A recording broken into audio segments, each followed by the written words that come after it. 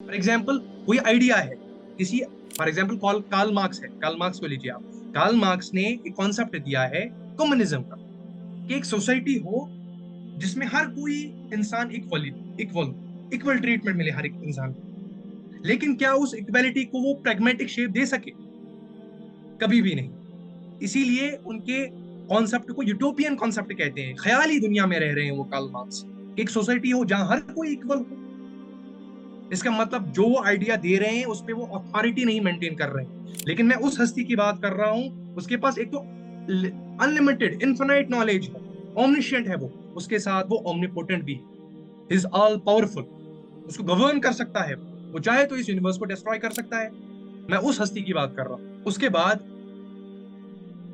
जहां से हम ये डिवाइन रिवलेशन लेते हैं, वो कहता है, वो सोर्स हमें कहता है कि ये कंसिस्टेंट है, ये कभी चेंज नहीं होगा। It provides you absolute clarity, absolute certainty.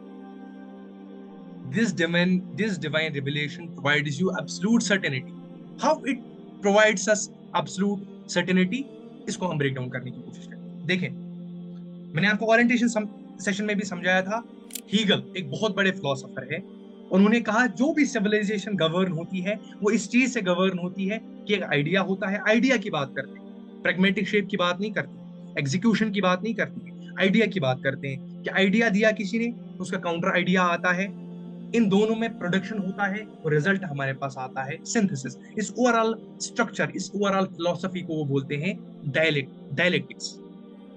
Dialectics इसको बोलते हैं, ठीक है। ये मैं जब हम हीगल को डिस्कस करेंगे as a philosopher post modern civilization में, आपको क्लियर हो जाएगा। बस इसको आइडिया, इसको आप मेंटेन रखिए। इसका मतलब जो हमारी सिविलाइजेशन है, मैंने रीसेंट क्लासेस में भी आपके साथ ये डिस्कस किया, हमारी सिविलाइजेशन कुछ चीज बोरो करती है, एक काउंटर आइडिया होता है, और सिविलाइजेशन आगे आगे चलती है। हमारे पास कुछ लॉज आते हैं, हम समझते हैं कि इस सोसाइटी में ये लॉज सही है, आगे चलकर हमें लगता है ये तो गलत, हम इसको रिप्लेस करते हैं। हम डायनेमिक इन नेचर है, लेकिन ये ऐसा सोर्स है जो एब्सोल्यूट है।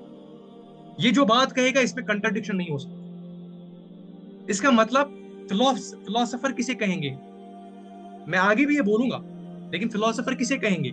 Philosopher is the one who is always in search of truth. वो हमेशा सच्चाई की खोज में होता है।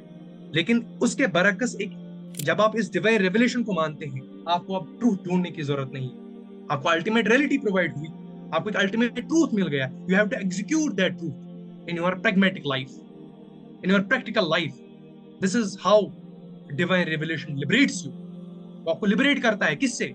कि आपको अब टूर ढूंढने की जरूरत नहीं है कि भाई मैं ये भी ढूंढूं, ये भी खोजूं, मुझे आज कोई कन्विंसिंग लगा तो मैं इसको एक्सेप्ट कर रहा हूं, आगे चलकर मैं इसको रिजेक्ट करूंगा ना, ऐसा कभी नहीं होगा। मैं जिस चीज को हक समझता हूं उसको हर सिविलाइजेशन हक ही मानेगी till the day of resurrection. ये ऐसे ही सेम रहेगा, right? This is how it provides you absolute certainty, absolute clarity. It is consistent in nature, it's unchanging. इसके प्रिंसिपल्स, इसके फंडामेंटल्स कभी चेंज नहीं होंगे, इसकी इंटरप्रिटेशन कभी चेंज नहीं होगी। आई रिपीट, इसकी इंटरप्रिटेशन कभी चेंज नहीं होगी। इसकी इंप्लीमेंटेशन चेंज हो सकती है, इंटरप्रिटेशन कभी चेंज नहीं होगी।